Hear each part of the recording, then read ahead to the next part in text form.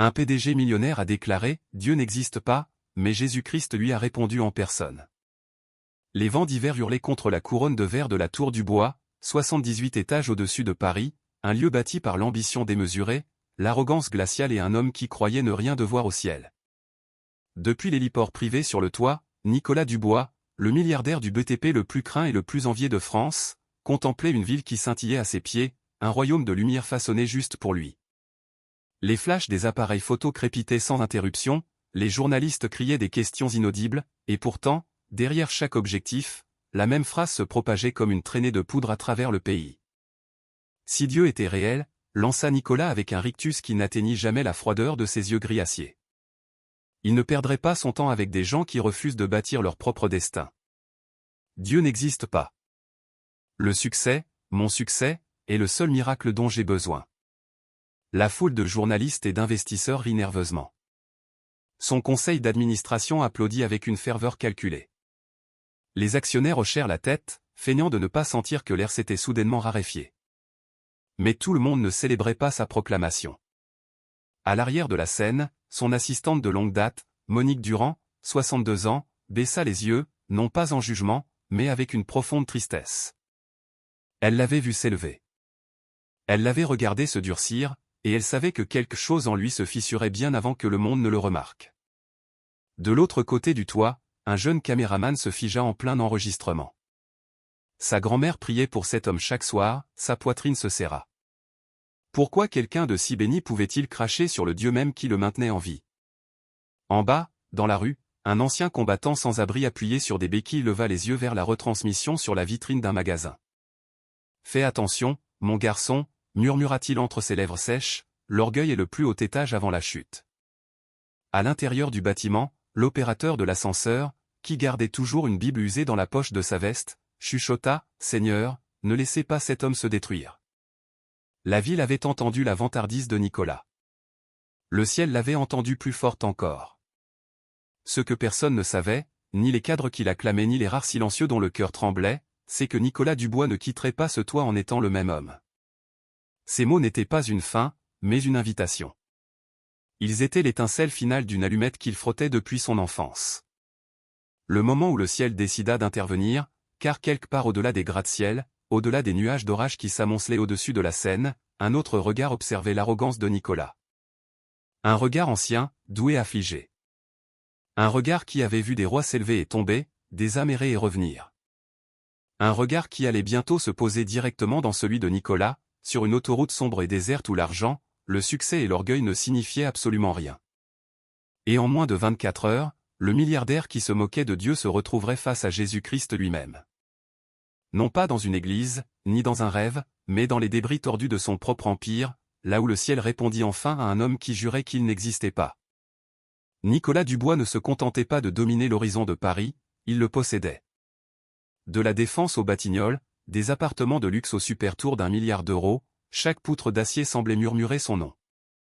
Les gens l'appelaient le dieu du béton, un titre qu'il acceptait avec un haussement d'épaules désinvolte et un demi-sourire. Mais sous ce sourire vivait une vérité que tout son entourage ressentait. Nicolas ne croyait plus en aucune puissance supérieure à la sienne. Dans le hall en marbre de la Tour du Bois, les employés retenaient leur souffle dès qu'ils sortaient de l'ascenseur. Le sol poli reflétait un homme dans un costume anthracite valant plus que la plupart des voitures. Vif, beau, impeccablement soigné, mais froid comme la pierre sous ses chaussures. Il ne criait pas. Il n'en avait pas besoin. Sa seule présence serrait les gorges et redressait les échines. Au service comptabilité, 2 jeunes analystes se jetèrent un regard nerveux à son passage. L'un murmura, « Cet homme n'a pas souri depuis des années, sauf s'il y a un 0 en jeu. » Au 51e étage, une stagiaire laissa tomber ses papiers dès que Nicolas regarda dans sa direction, son regard la transperçant comme une lame. Et en bas, à la sécurité, le vieux Gérard Petit secoua la tête. Il se promène comme s'il avait bâti le soleil, marmonna-t-il. Mais chaque roi oublie qu'il n'a pas construit le ciel. Pourtant, personne n'osait publiquement s'opposer à lui. Nicolas était brillant, implacable, terrifiant de discipline. Il était passé de la pauvreté au statut de PDG milliardaire par la seule force de sa volonté. Les investisseurs le vénéraient. Les politiciens le craignaient. Ses concurrents étudiaient ses stratégies comme on étudie une tempête. Mais ceux qui travaillaient au plus près de lui voyaient une autre vérité. Son assistante, Monique Durand, une femme qui l'avait servi pendant 15 ans, connaissait chaque version de Nicolas. Avant l'argent, avant les couvertures de magazines, avant que l'orgueil ne se durcisse en armure, elle l'avait regardé s'ensevelir sous les plans et les contrats comme si le succès pouvait noyer quelque chose qu'il ne voulait pas ressentir. Au déjeuner, elle posa discrètement le message vocal de sa mère sur son bureau. « Nicolas, mon chéri, c'est maman. Je n'ai pas eu de tes nouvelles depuis des semaines. Je veux juste savoir si tu vas bien. » Il ne l'ouvrit pas. Il ne le toucha même pas. Il repoussa simplement le téléphone et dit « Effacez-le ». Monique n'argumenta pas, mais son regard s'assombrit. Quelque part, pensa-t-elle, ce garçon brisé existe encore. Mais il est enterré sous des tonnes de béton. Plus tard dans l'après-midi, une réunion du conseil d'administration se déroula avec les applaudissements et les louanges habituelles. Nicolas présenta un nouveau projet de gratte-ciel, élégant, massif, d'un coup à couper le souffle. La salle éclata d'admiration, mais un cadre se pencha vers un autre et chuchota, il construit ses tours de plus en plus haut chaque année, comme s'il essayait d'échapper à quelque chose. De l'autre côté de la ville, dans une paroisse tranquille de Belleville, le père Jean Durand, le frère de Monique, entendit la voix troublée de sa sœur au téléphone. « Il est perdu, lui dit-elle. Je ne parle pas moralement. Je veux dire spirituellement. Il se croit intouchable. » Le père Jean soupira. Personne n'est intouchable, Monique. Ni les rois, ni les PDG. Et au-dessus de tous, la ville elle-même semblait vibrer d'une étrange anticipation. Comme si Paris savait quelque chose que ses habitants ignoraient. Comme si le vent attendait que quelque chose fît sur l'armure de l'homme qui pensait régner sur l'horizon. Ce ne serait pas la richesse. Ce ne serait pas le pouvoir. Ce ne serait pas la célébrité. Ce serait une seule nuit sur une autoroute sombre où l'acier, l'orgueil et l'invincibilité se briseraient enfin, et où une présence plus grande que n'importe quelle tour que Nicolas ait jamais construite s'avancerait vers lui. Bien avant que Nicolas Dubois ne devienne l'homme qui régnait sur l'horizon parisien, il était un gamin aux pieds nus courant dans les champs poussiéreux de la campagne normande. Un garçon avec l'espoir dans les yeux et un père qui croyait que la prière pouvait construire un avenir meilleur. Ceux qui le connaissaient à l'époque juraient qu'il était doux, curieux, le genre d'enfant qui posait plus de questions sur le ciel que sur l'école. Mais la vie a une façon de polir la douceur jusqu'à la transformer en pierre. À Honfleur, une petite ville ouvrière, la famille Dubois vivait dans une petite maison de campagne derrière une quincaillerie en faillite. Le père de Nicolas, Pierre Dubois, travaillait comme menuisier, les mains toujours calleuses, les poches toujours presque vides. Sa mère, Marie, faisait des doubles services au bistrot local. Ils étaient pauvres, terriblement pauvres, mais ils s'accrochaient à la fois comme à leur seule bouffée d'oxygène.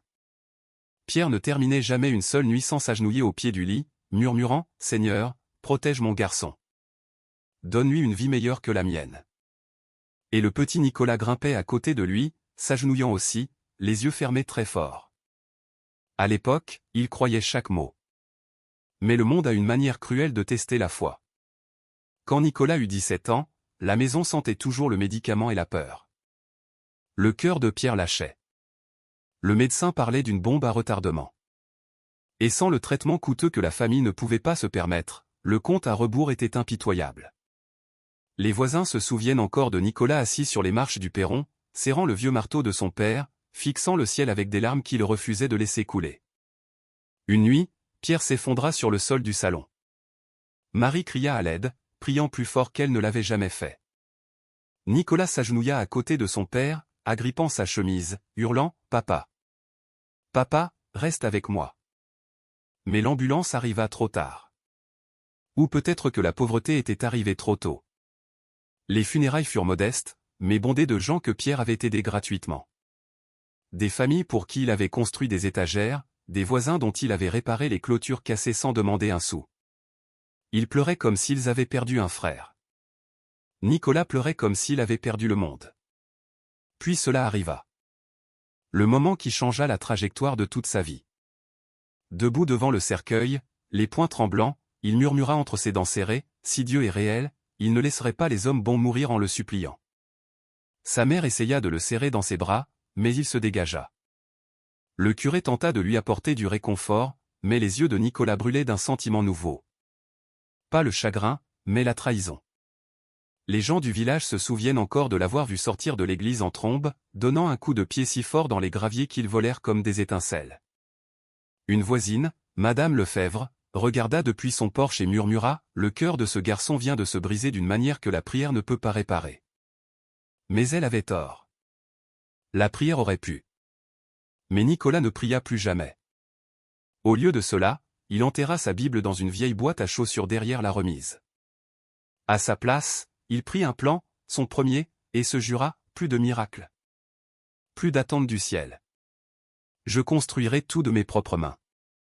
À partir de ce jour, le garçon au cœur tendre de Normandie s'estompa. Et à sa place grandit le PDG inflexible et inébranlable que le monde craindrait un jour. Mais la douleur ne disparaît jamais.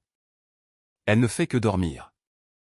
Attendant le moment parfait, la nuit parfaite, l'autoroute parfaite pour se réveiller. La nuit où Nicolas Dubois conclut le super projet de 10 milliards d'euros, Paris pulsait sous lui comme un cœur vivant. Des limousines s'alignaient sur le trottoir devant le Georges V, le restaurant sur le toit le plus exclusif de Paris, où les tables étaient réservées des mois à l'avance, sauf si votre nom de famille était Dubois. À l'intérieur, la salle brillait de lumière dorée, du tintement des verres et du doux murmure de personnes cherchant désespérément à impressionner un homme qui ne croyait plus en rien d'autre qu'en lui-même. Des cadres, des investisseurs étrangers et des personnalités politiques influentes remplissaient la salle à manger privée. Chacun essayant de s'approcher suffisamment de Nicolas pour se prélasser dans son succès. Il se tenait au bout de la longue table en marbre. Costume Armani impeccable, expression sculptée dans la confiance et le champagne. Ce soir n'était pas seulement une célébration. Ce soir était son couronnement. Un membre du conseil d'administration chuchota au directeur financier, 10 milliards. Il est inarrêtable maintenant. Mais le directeur financier ne sourit pas. Personne ne devrait se sentir aussi intouchable, murmura-t-il. Les serveurs se déplaçaient silencieusement entre les invités, portant des assiettes qui coûtaient plus que leur loyer mensuel. Un serveur, un jeune homme nommé Lucas Martin, qui cumulait 2 emplois pour aider sa mère malade, se figea lorsqu'il remarqua que Nicolas levait un verre en cristal. Lucas avait entendu le discours de Nicolas sur le toit plus tôt.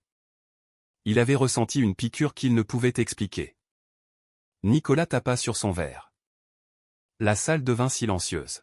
« Mesdames et messieurs », commença-t-il, la voix douce et tranchante. « Ce soir, nous célébrons la plus grande victoire de l'histoire de mon entreprise. 10 milliards, une tour, et aucun miracle requis. » Quelques invités ricanèrent. D'autres se sentirent mal à l'aise. Il continua, « Les gens disent toujours que le succès vient d'en haut. » Prière, bénédiction, se moqua-t-il, levant son verre plus haut. Mais je n'attends pas le ciel. Je construis le mien. Brique par brique, contrat par contrat. Ce n'est pas Dieu qui a rendu cela possible. C'est moi. Certains invités applaudirent à tout rompre. D'autres fixèrent la nappe, ne sachant si le froid dans la pièce venait de la climatisation ou de l'arrogance de ses paroles. Monique Durand, assise près du bout de la table, déglutit difficilement. Elle l'avait vu monter si haut, mais elle savait aussi à quel point il était tombé à l'intérieur.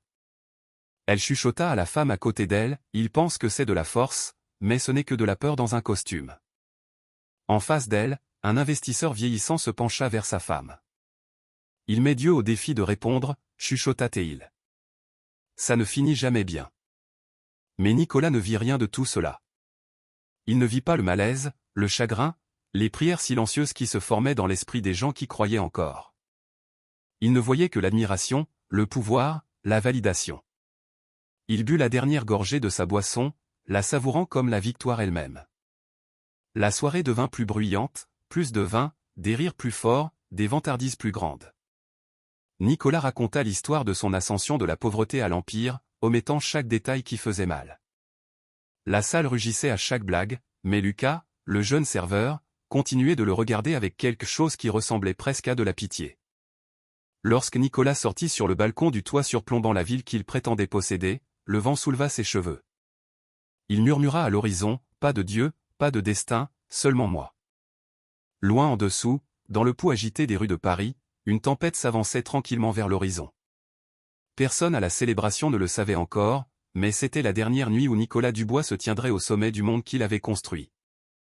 En quelques heures, les tours d'orgueil qu'il avait érigées se fissureraient, en commençant sur un tronçon sombre de l'autoroute où Jésus-Christ lui-même attendait déjà. La fête se termina vers minuit, mais l'arrogance persistait dans le souffle de Nicolas Dubois longtemps après qu'il fût sorti dans l'air froid de Paris. Son chauffeur avait été renvoyé des heures plus tôt. Nicolas insista pour rentrer seul en voiture. « J'ai construit la moitié de cette ville », se moqua-t-il.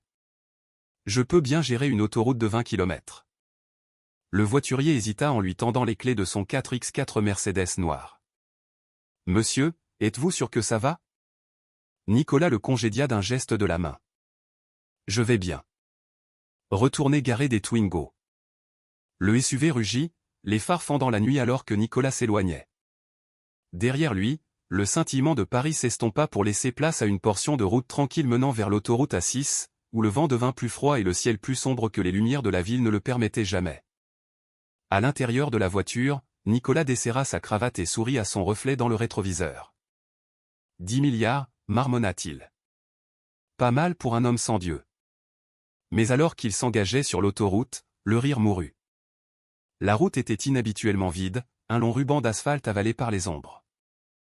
La musique de la célébration résonnait encore faiblement dans son esprit, mais le silence extérieur semblait plus lourd que d'habitude, presque contre nature. À des kilomètres de là, un camionneur nommé Stéphane Leroy resserra sa prise sur le volant de son poids lourd. Il conduisait depuis 19 heures d'affilée, les paupières s'alourdissant à chaque kilomètre parcouru. Le message vocal de sa femme tournait en boucle.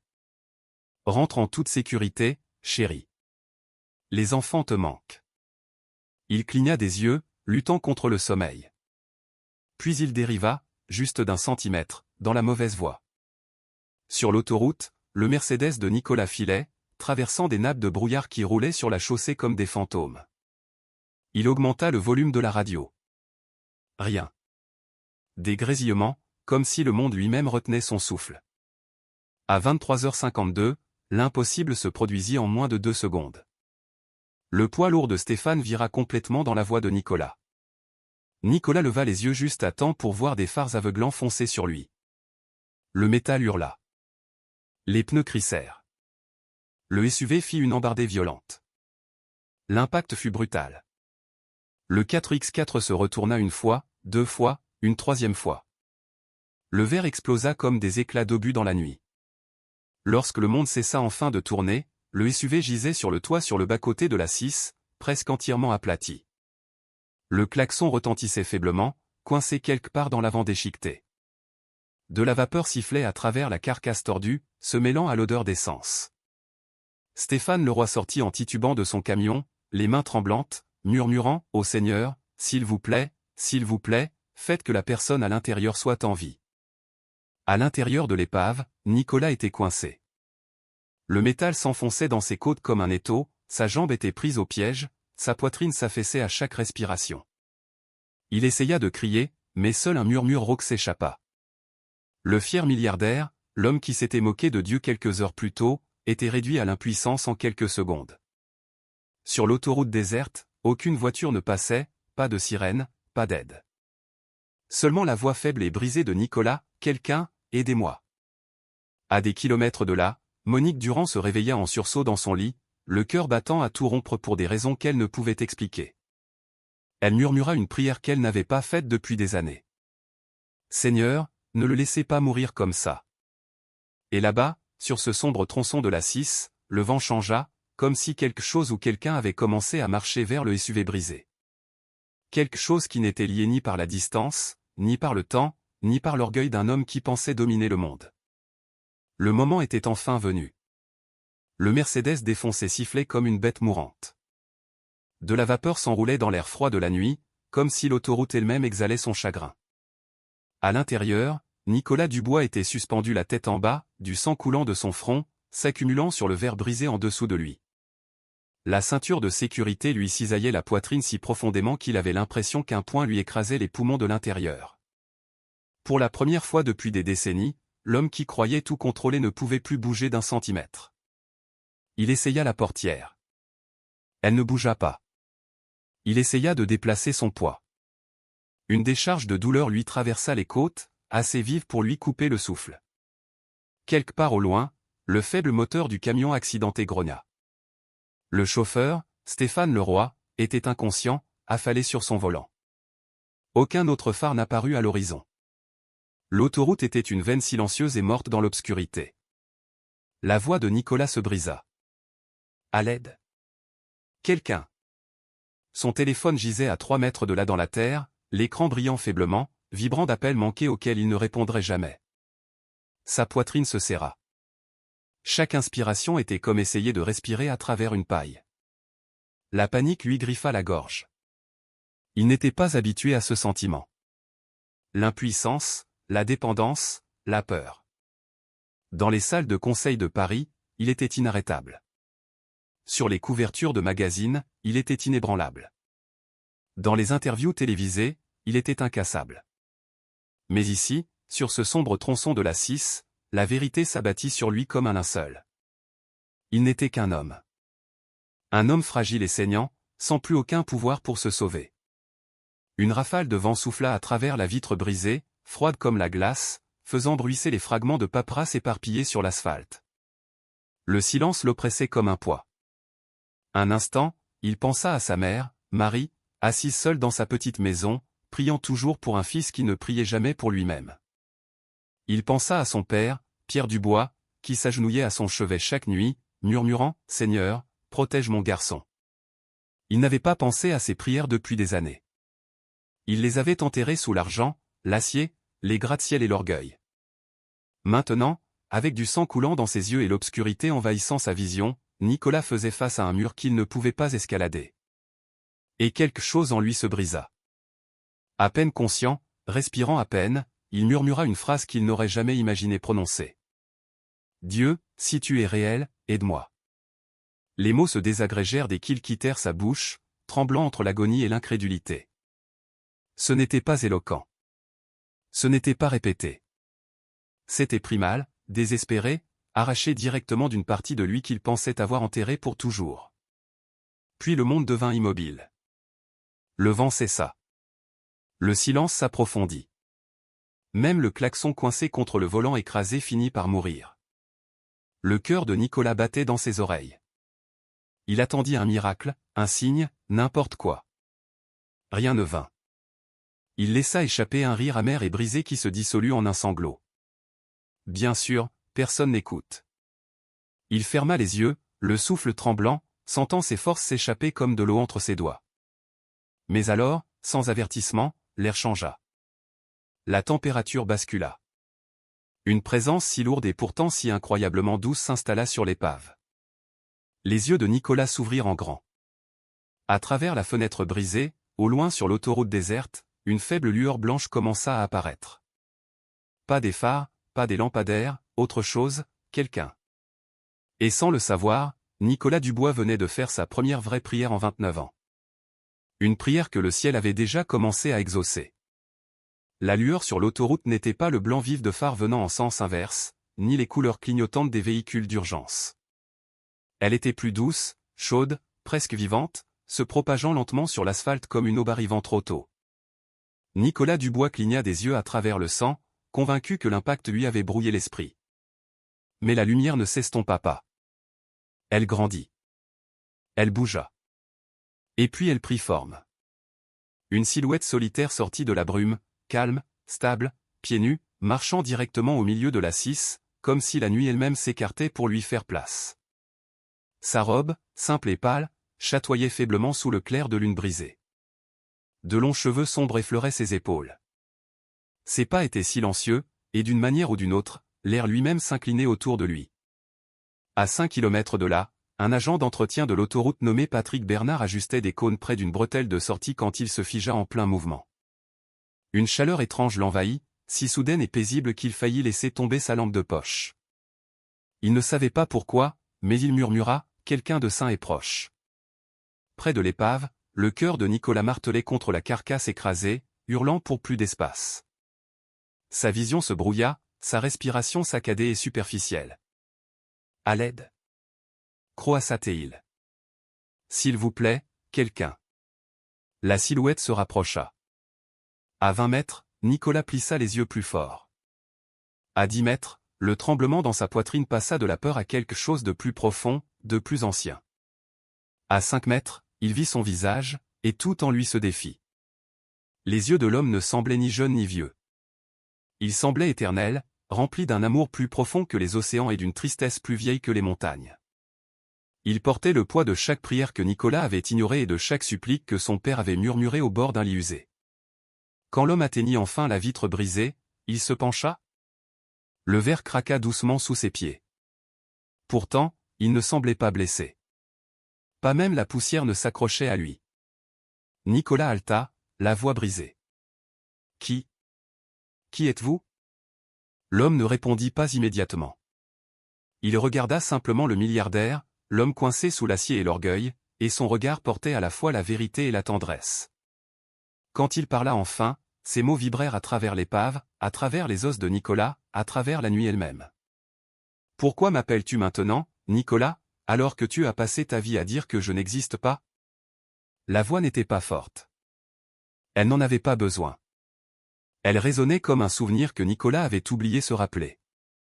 Loin sur la route, le camionneur Stéphane Leroy s'agita dans sa cabine. Une chaleur envahit son corps inconscient, stabilisant sa respiration. Il murmura un mot sans se réveiller. Jésus. À l'intérieur du SUV, l'esprit de Nicolas tournait en boucle. Ce n'était pas réel. Ça ne pouvait pas être réel. Et pourtant, au fond de sa poitrine, sous la brisure, sous la peur, quelque chose le reconnaissait. L'homme posa doucement une main sur le métal tordu qui écrasait les côtes de Nicolas. Son contact ne plia pas l'acier. Il ne produisit ni étincelle ni lueur. Au lieu de cela, une chaleur se propagea de ses doigts à travers le corps de Nicolas, comme le premier instant où un enfant réalise qu'il est en sécurité. Nicolas s'étouffa avec un sanglot qu'il ne savait pas avoir retenu depuis des décennies. L'homme parla de nouveau, plus doucement cette fois. J'ai entendu chaque cri que tu as nié, chaque supplique que tu as enterrée, chaque blessure que tu as refusé de montrer. La vision de Nicolas se brouilla. Des larmes. De vraies larmes. Le genre qu'il n'avait pas versé depuis ses 17 ans, debout devant le cercueil de son père. Je ne pensais pas que vous vous en souciez, murmura Nicolas. Je ne pensais pas que vous écoutiez. Les yeux de l'homme s'adoucirent. J'étais là le jour où ton père a prié sur toi pour la dernière fois. J'étais là quand tu as enterré ta foi sous le béton et l'acier. Et je suis ici maintenant parce que tu as enfin appelé mon nom. Le vent se tut. La nuit retint son souffle.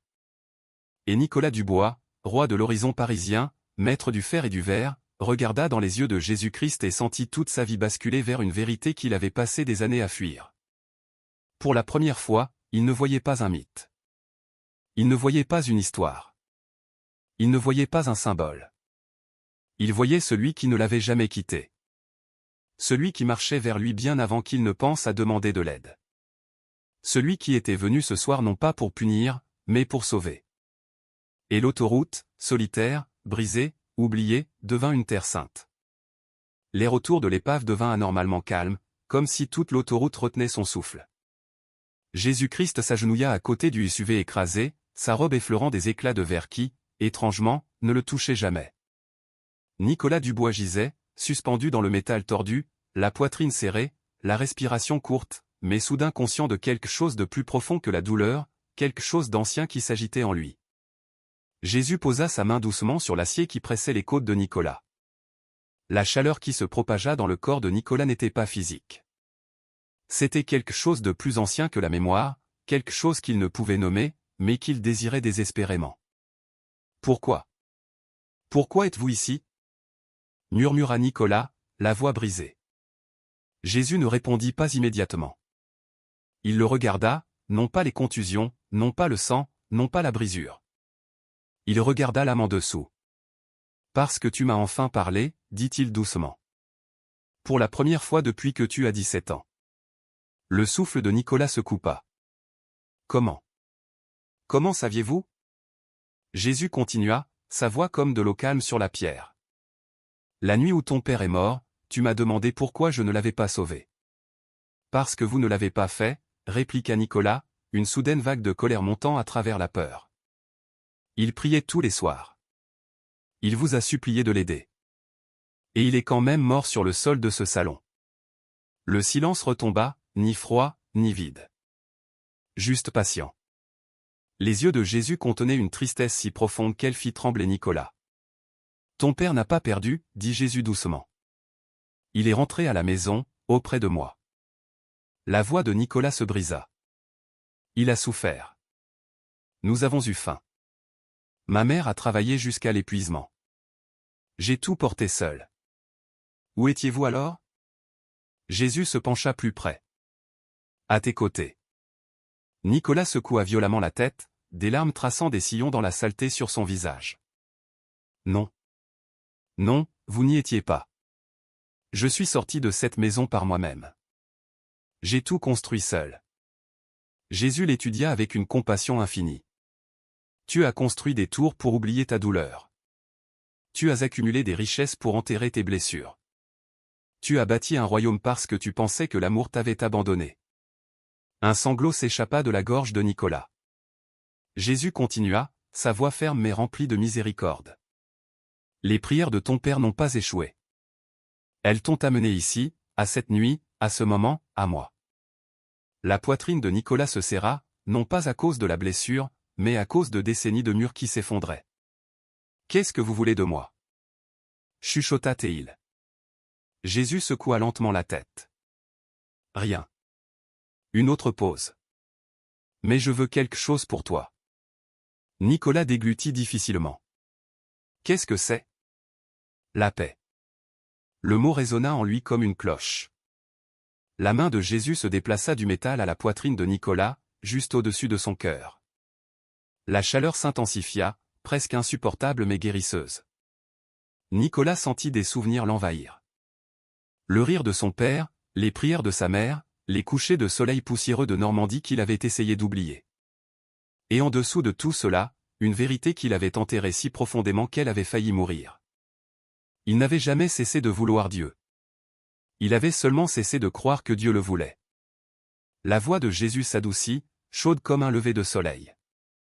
Tu as caché tes blessures derrière l'acier et le béton. Tu as caché ta peur derrière l'arrogance. Tu as caché ta brisure derrière le succès. Mais j'ai vu chaque moment, chaque larme, chaque nuit où tu prétendais être incassable. Les larmes de Nicolas coulaient librement maintenant. Je suis si fatigué, murmura-t-il. Jésus hocha doucement la tête. Alors laisse-moi porter ce que tu ne peux pas. Nicolas ne savait pas comment répondre. Pour la première fois depuis des décennies, il se sentit enfin vu. Entièrement, douloureusement, magnifiquement vu. À travers sa vision trouble, il murmura la question qu'il avait hantée toute sa vie. Pourquoi moi? Pourquoi maintenant? Jésus soutint son regard. Parce que tu m'as appelé, dit-il doucement. Et parce que je n'ai jamais cessé de t'attendre. Le vent s'agita, chaud de nouveau. Quelque chose de sain remplit l'espace brisé entre eux. Et sur ce sombre tronçon de la Cisse, Nicolas Dubois, milliardaire, sceptique, roi autoproclamé, sentit son âme s'ouvrir à celui qui n'avait jamais quitté son côté. L'autoroute était silencieuse, trop silencieuse, alors que la main de Jésus-Christ restait sur la poitrine brisée de Nicolas Dubois. La chaleur qui émanait de son contact n'était ni de la chaleur ni du feu. C'était quelque chose de plus profond, quelque chose qui atteignait l'os et la mémoire, et les parties d'un homme que même lui ne savait pas briser. La respiration de Nicolas se stabilisa, non pas parce que le métal se desserrait, mais parce que la peur elle-même relâchait son emprise sur lui. Plus loin sur la route, le camionneur Stéphane Leroy se réveilla en sursaut, se tenant la poitrine alors qu'une étrange vague de paix l'envahissait. Il ne savait pas pourquoi. Il murmura « Merci, Seigneur ». Mais les mots s'échappèrent avant qu'il ne puisse réfléchir. Près de l'épave, Jésus regarda directement dans les yeux de Nicolas, des yeux gonflés de larmes qui avaient attendu 29 ans pour couler. « Nicolas, dit-il doucement, tu as demandé pourquoi ton père a souffert, pourquoi tu as été laissé seul, pourquoi ton cœur s'est endurci. » Nicolas pouvait à peine entendre sa propre respiration rauque. Oui. La voix de Jésus était stable, presque comme un murmure porté à travers les siècles. Parce que les miracles n'empêchent pas la souffrance. Ils transforment ceux qui y survivent. Un vent balaya doucement l'autoroute. Chaud, parfumé, impossible. L'odeur rappela à Nicolas les étés normands, l'atelier de son père, les prières auxquelles il croyait autrefois. Jésus continua, « Tu as construit des tours pour échapper à ta douleur. Mais la douleur suit ceux qui refusent de l'affronter. Maintenant, tu l'as affrontée. » Nicolas déglutit, des larmes coulant sur les éclats de verre sous lui. « Quoi? Qu'est-ce qui se passe maintenant ?» Jésus retira sa main de la poitrine de Nicolas et la plaça sur la poutre tordue qui écrasait ses côtes. Il ne poussa pas le métal. Il ne le plia pas. Au lieu de cela, une lueur, douce, dorée, se propagea de ses doigts. Le métal ne bougea pas, mais Nicolas, si. La pression dans ses poumons se relâcha. Ses côtes semblaient plus légères. Le poids écrasant s'estompa, non pas physiquement, mais spirituellement. C'était comme si l'acier n'avait plus d'autorité sur sa vie. La voix de Jésus s'approfondit, remplie d'une autorité qui fit trembler la nuit. « Nicolas Dubois, ta vie n'est pas finie. Je te donne une seconde chance. Non pas parce que tu l'as mérité, mais parce que la grâce est plus forte que l'orgueil. » Les larmes brouillèrent la vision de Nicolas. « Je ne mérite pas ça. » Jésus sourit, doux, sachant. Personne ne mérite la grâce. C'est pourquoi on l'appelle la grâce. Puis quelque chose changea. De loin, distant au début, mais de plus en plus fort, vint le son des sirènes. Fendant la nuit, tranchant le silence, se précipitant vers l'épave. Les secours, une ambulance. De l'aide. Il n'aurait jamais pu l'atteindre lui-même. Jésus jeta un coup d'œil vers le son. « Ils viennent pour ton corps, dit-il doucement. Mais je suis venu pour ton âme. » Un sanglot déchira la gorge de Nicolas. « Je veux changer, murmura-t-il. S'il vous plaît, ne me laissez pas tel que j'étais. » Jésus recula, sa forme radieuse se détachant sur l'obscurité. « Alors vis différemment, Nicolas. Donne ce que tu as retenu. Aime ce que tu as abandonné. Guéris ce que tu as brisé. » Nicolas hocha la tête à travers ses larmes. « Je le ferai. Je le promets. » Jésus se pencha près de lui, sa voix maintenant presque un souffle. « Alors tu vivras. » Les lumières de l'ambulance qui approchait inondèrent la route. Au moment où Nicolas cligna des yeux, Jésus commença à s'estomper, la lumière se dissolvant dans la nuit comme une brume touchée par l'aube. « Attendez, » cria Nicolas. « Est-ce que je vous reverrai ?» Un dernier murmure résonna dans son âme. « Tu me verras chaque fois que tu choisiras la compassion plutôt que l'orgueil, la miséricorde plutôt que le pouvoir, et l'amour plutôt que la peur. » Et puis il disparut. Les ambulanciers se précipitèrent vers l'épave. « Vivant. On en a un vivant. » cria l'un d'eux. Ils découpèrent le métal, sortirent Nicolas et se figèrent, incrédules. Il aurait dû être mort. Il aurait dû être écrasé. Il aurait dû être brisé au-delà de toute réparation. Mais ses blessures étaient étonnamment légères. Rien ne correspondait à la violence de l'épave qui l'entourait. Et sur son poignet, brillant faiblement dans les lumières rouges clignotantes, se trouvait l'empreinte parfaite d'une croix.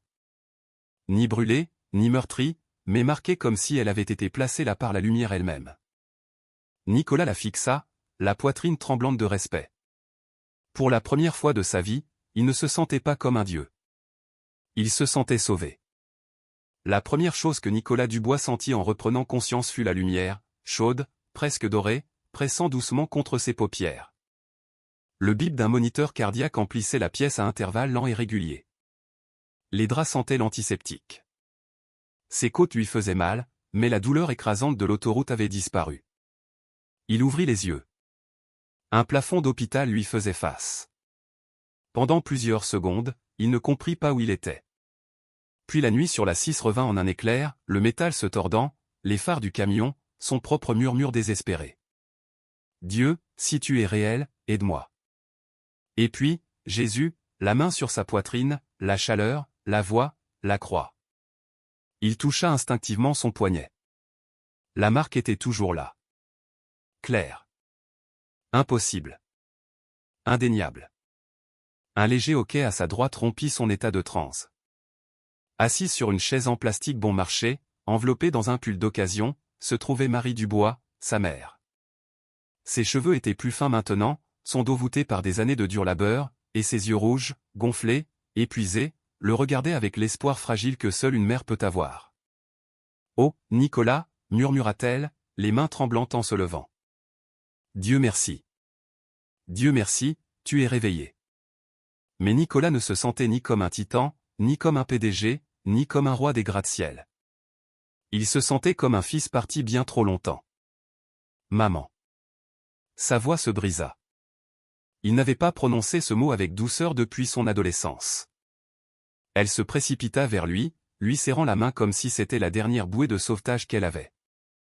Des larmes coulaient sur son visage. Des larmes de peur, de soulagement. D'un amour qui avait survécu à chaque année froide où il l'avait repoussé. « J'ai prié, dit-elle entre deux sanglots. J'ai prié chaque nuit pour que Dieu te ramène à la maison. Je pensais t'avoir perdu. » Nicolas déglutit, le poids dans sa poitrine plus lourd que n'importe quelle poutre d'acier qu'il ait jamais construite. « Je suis désolé, maman. » Elle se figea. « Je suis tellement désolé. » Sa voix se brisa complètement. De ne pas appeler, de ne pas venir, de t'avoir fait sentir que tu ne comptais pas, d'avoir pensé que l'argent valait plus que toi, pour tout. Marie lui prit le visage en coupe, ses mains chaudes et tremblantes. « Nicolas, mon chéri, je t'ai pardonné bien avant que tu ne t'excuses. Le cœur d'une mère ne tient pas les comptes. » Mais Nicolas secoua la tête, les larmes coulant enfin. « Non, je t'ai fait du mal, et j'ai sali la mémoire de papa, et je me suis fait du mal à moi-même. » Marie écarta les cheveux de son front comme elle le faisait quand il était enfant. « Ce qui compte, dit-elle doucement, c'est que tu es là maintenant, vivant. Et je sais qui t'a sauvé. » Nicolas croisa son regard. Et pour la première fois de sa vie, il ne cacha pas la vérité. « Je l'ai vu, maman. » Ses lèvres tremblèrent. « J'ai vu Jésus. » Elle ne sursauta pas. Elle ne questionna pas. Elle ferma simplement les yeux et murmura « Merci, Seigneur. » Un coup à la porte interrompit le moment. Monique Durand, son assistante de longue date, entra dans la pièce, tenant des fleurs qui semblaient bien trop humbles pour un PDG milliardaire. Quand elle vit Nicolas réveillé et en larmes, elle porta la main à sa bouche. « Monsieur, je... » Mais Nicolas secoua la tête. « Monique, dit-il doucement. Je ne veux plus que vous m'appeliez monsieur. » Elle cligna des yeux, stupéfaite. Il continua, la voix brute et sincère. « Je vous ai traité comme si vous faisiez partie des meubles de ma vie, comme si votre temps et votre famille n'avaient pas d'importance. Je suis désolé. Vous méritiez mieux de ma part. Vous méritez mieux. » Ses yeux s'emplirent instantanément de larmes. « Nicolas, cela signifie plus que vous ne l'imaginez. » Une autre silhouette apparut dans l'embrasure de la porte. Stéphane Leroy, le camionneur, bandé, boitant, mais vivant. Il hésita, ne sachant pas s'il était le bienvenu. Nicolas lui fit signe d'entrer. « Vous m'avez sauvé la vie, » dit Nicolas. Stéphane secoua la tête. « Non, monsieur. Quelqu'un d'autre a fait ça. Moi, je ne vous suis que rentré dedans. » Ils partagèrent un rire tremblant et humble. La pièce semblait calme, chaude, sacrée, comme si quelque chose de saint y demeurait encore. Nicolas regarda les personnes qu'il avait repoussées pendant des années, sa mère, son assistante, un étranger qui avait failli mourir à ses côtés. Et quelque chose en lui s'apaisa. Pour la première fois en près de 3 décennies, il se sentit entier. Non pas parce qu'il avait survécu, mais parce qu'il comprenait enfin ce que vivre signifiait. La guérison avait commencé. Et cette fois, ce n'était pas un hôpital qui le guérissait. C'était la grâce. Un mois après l'accident, Paris se réveilla avec un titre que personne n'attendait. Ni dans les pages économiques, ni dans les cercles politiques, ni même dans les colonnes de ragots qui suivaient les drames des milliardaires comme un sport. Nicolas Dubois annonce la fondation Dubois Espoir. Une promesse de 500 millions d'euros pour reconstruire les vies que la France oublie. Des cadres recrachèrent leur café. Des investisseurs paniquèrent. Des présentateurs de nouvelles bafouillèrent leur script. Et au 78e étage de la tour Dubois, les employés chuchotaient « Est-il en train de mourir? Est-il ruiné? A-t-il perdu la tête ?» Mais Monique Durand, debout silencieusement à l'extérieur de la salle de presse, connaissait la vérité. Elle l'avait vu dans les yeux de Nicolas depuis qu'il avait quitté l'hôpital. Des yeux qui n'étaient plus d'acier froid, mais quelque chose de plus doux, d'humble, d'éveillé. À l'intérieur du studio, Nicolas se tenait devant les journalistes sans montre de créateur, sans costume sur mesure, sans arrogance polie en armure. Juste un simple blazer marine, une croix à peine visible sur son poignet, et un nouveau calme qui déstabilisait tous ceux qui regardaient. « Bonjour », commença-t-il, la voix stable. « Avant de parler de chiffres, de projets ou de plans, je dois vous dire pourquoi je suis ici. » La salle devint silencieuse. Il y a un mois, j'aurais dû mourir sur l'autoroute A6. Les médecins le savent. Les enquêteurs le savent. Je le sais. Un murmure parcourut la foule. Mais survivre ne m'a pas changé, continua-t-il. Il jeta un coup d'œil à son poignet, la faible marque de la croix brillant sous les lumières. Rencontrer Jésus-Christ l'a fait. Les appareils photo cliquèrent furieusement. Certains journalistes se moquèrent, mais Nicolas ne flancha pas. Pendant 29 ans, j'ai vécu comme si je m'étais construit moi-même, comme si l'argent me rendait invincible, comme si Dieu était une histoire racontée pour réconforter les hommes plus faibles. Sa voix se brisa, mais très légèrement. J'avais tort. Une jeune journaliste au premier rang sentit son souffle se couper. Elle avait perdu son frère dans un accident 2 ans plus tôt. Entendre un PDG avouer cela la secoua. Nicolas continua, « Je ne donne pas d'argent pour paraître bien. Je donne parce qu'on m'a donné quelque chose. Quelque chose que je n'ai jamais mérité. La miséricorde, une seconde chance, une raison de vivre pour plus que mon compte en banque. » Derrière lui, un écran s'illumina avec un nouveau logo, la Fondation du Bois Espoir. Construire des foyers, reconstruire des vies, restaurer la dignité. Nous allons construire des communautés, déclara-t-il. Des logements abordables, des centres de formation, des foyers pour les anciens combattants, des centres de désintoxication. Et je ne les construirai pas pour les gens. Je les construirai avec les gens.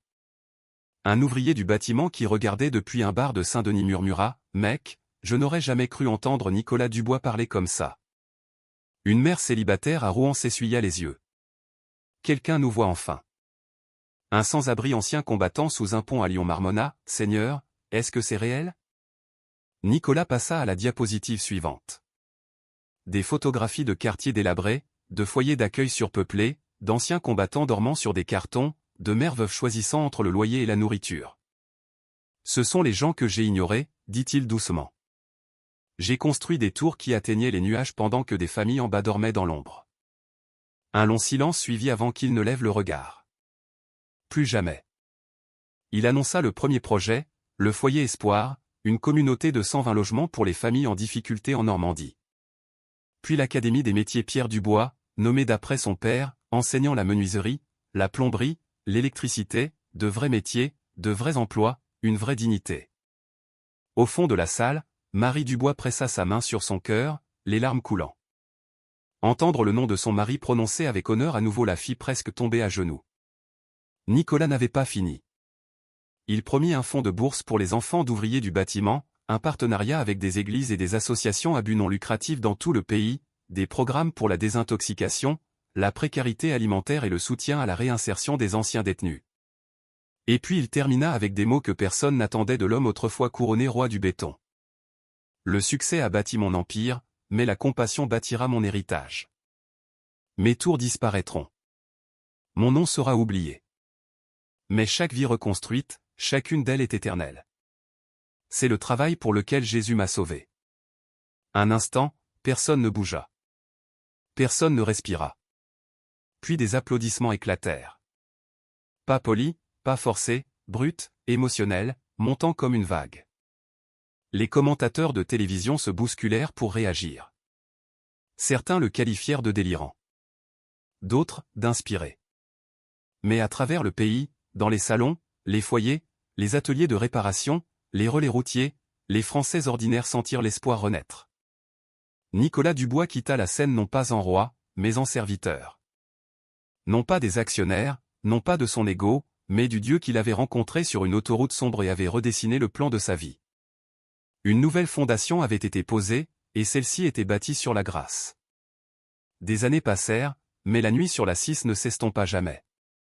Ni pour Nicolas, ni pour les gens qu'il toucha, ni pour les murmures silencieux qui parcouraient les églises, les foyers et les petits bistrots de campagne à propos du milliardaire qui avait rencontré Jésus sur une autoroute. La fondation du Bois Espoir grandit au-delà de tout ce que Nicolas avait jamais prédit. Des maisons sortirent de la poussière dans des quartiers oubliés. Des toxicomanes trouvèrent la sobriété. Des anciens combattants trouvèrent un sentiment d'appartenance. Des familles déchirées par la pauvreté trouvèrent la stabilité.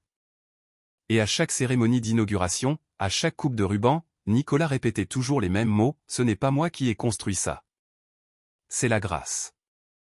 Ceux qui le craignaient autrefois voyaient maintenant quelque chose de complètement différent. Un homme qui marchait plus lentement, écoutait plus profondément et souriait avec une paix qui ne venait ni des salles de conseil ni des contrats d'1 milliard de dollars. Monique Durand, toujours à ses côtés, chuchotait souvent aux nouveaux employés, « Vous assistez à un miracle en mouvement. Ne le prenez pas à la légère. » Sa mère, Marie, vécut assez longtemps pour voir son fils restaurer ce que l'argent avait volé, l'humilité, la tendresse, la foi. Le dimanche matin, elle s'asseyait à côté de lui à l'église, lui tenant la main comme si elle avait peur que Dieu ne le reprenne. Et Nicolas. Nicolas parlait de Jésus non pas comme d'une figure lointaine, non pas comme d'une théologie, mais comme de quelqu'un qu'il avait vu, quelqu'un qu'il avait connu, quelqu'un qui était entré dans un SUV accidenté pour tirer un homme perdu du bord de l'enfer. Mais le moment qui scella son héritage eut lieu 3 ans après l'accident, par un matin d'automne frais. Nicolas retourna à l'endroit exact sur la 6 où tout avait changé. Pas de caméra, pas de journaliste, juste seul, à l'exception d'un homme. Stéphane Leroy, maintenant complètement rétabli et travaillant comme instructeur de sécurité, le rejoignit avec un thermos de café. « Tu es sûr de vouloir être ici, Nicolas » demanda Stéphane tranquillement. Nicolas hocha la tête. « J'en ai besoin. » Ils marchèrent jusqu'aux traces de dérapage effacées où le métal avait hurlé et des vies avaient failli prendre fin. Nicolas s'agenouilla, plus âgé maintenant, plus calme, et posa sa main sur l'asphalte froid. « Merci, murmura-t-il. Stéphane recula, lui laissant de l'espace. Il n'avait jamais entendu un milliardaire prier comme ça. Le vent changea, ni fort, ni dramatique, juste une douce brise qui effleura le visage de Nicolas comme une main familière. Il leva les yeux et pendant un instant le temps d'un battement de cœur il le vit.